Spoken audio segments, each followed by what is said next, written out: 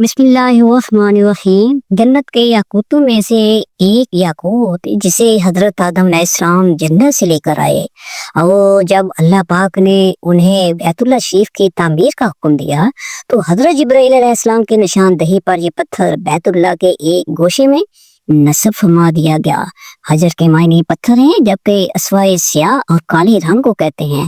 नबी करीम सल्लल्लाहु अलैहि वसल्लम ने फरमाया, इस हजर असवद को अपने अमन खैर का गवाह बना लो, क्योंकि ये क़यामत के अल्लाह पाक के दरबार में अपने इस्लाम करने वालों की सिफारिश करेगा।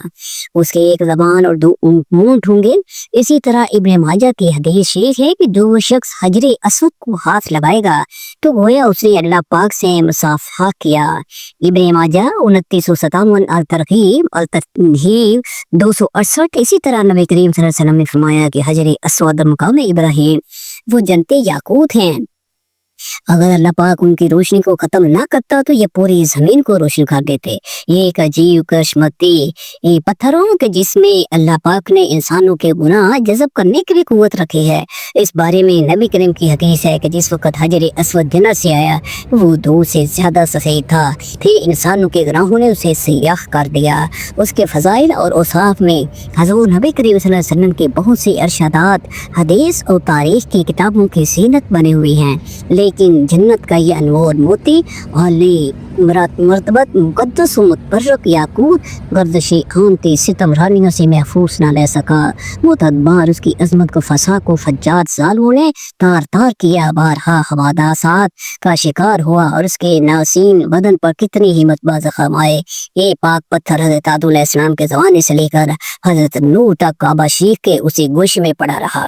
जब तूफान नूह बरपा हुआ तो हज़रत जिब्राइल अलैहिस्सलाम ने अमान के तौर पर इस पत्थर को जबले अबी कैस में रख दिया, जो कि हजरत इब्राहिम अलैहिस्सलाम के ज़माने तक वहाँ ही रहा। फिर जब अल्लाह पाक के हुक्म से हजरत इब्राहिम ने हजरत जिब्राइल की निशानदही पर बैतुल्लाह की तामीर की तो हजरत जिब्राइल अलैहिस्सलाम ने ही उस पत्थर को अबी कैस नामी पहाड़ से उस पत्थर को निकाला और हजरत इब्राहिम की खिदमत में पेश किया। इस तरह फिर हजर असवद को उसी जगह की जीनत बना दिया गया जहाँ वो पहले रौनक अफरोज था। फिर एक दिन ऐसा भी है कि उस जन्नती पत्थर को चढ़ा लिया गया। वाक़या कुछ इस तरह है कि अबू ताहिर सुलेमान अपने वालिद की वफात के बाद अपने बड़े भाई और जानशीन को शिकस्त देकर बहरीन पर काबिज हो गया और एक मशहूर करामती सरदार बन गया। उसने सबसे जलील काम जो तारीख में सियाह-तरीन लिखा गया वो ये क्या किया कि मक्का मुकरमा की पाक जमीन पर हमला आवर हुआ। ये इस कदर जालिम व जाबर था कि ये भी बर्दाश्त नहीं था कि मुसलमान मक्का में क्यों हज करने जाते हैं। 317 हिजरी को उसने मक्का मुकरमा बहरीन की एक बड़ी फौज के साथ मक्का पर हमला कर दिया। मक्का में बेदरेग लोगों को शहीद किया गया। उस 30,000 लोगों को शहीद किया, जिनमें 1700 हाजी और 700 तवाफ करने वाले भी शहीद हो गए। उसने ये सारा खेल मिज़ाबी रहमत यानी काबा शरीफ का परनाना जो सोने का था उखाड़ने मुकाम इब्राहिम और हजर असवद चोरी करने के लिए खेला था।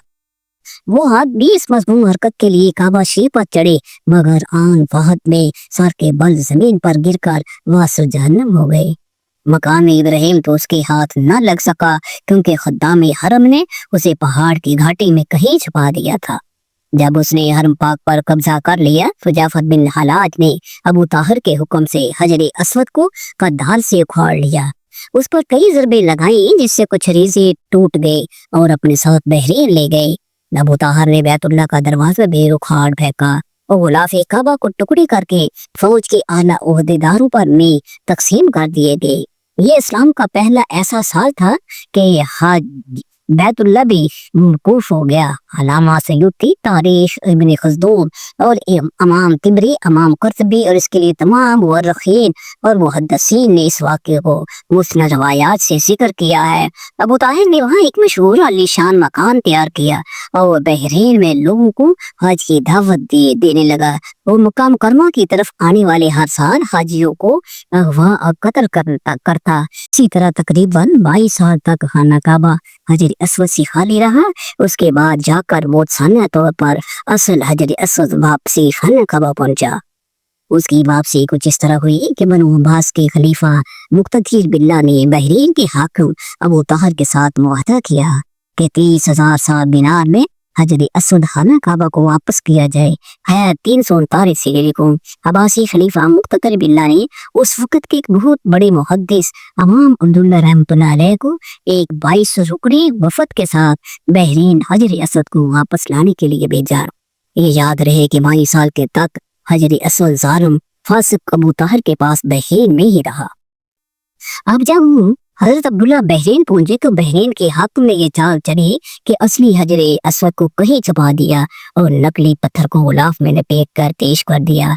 हजरत अब्दुल्ला ने इस पत्थर को पानी में दबोया और फरमाया कि ये हजरत असद नहीं है।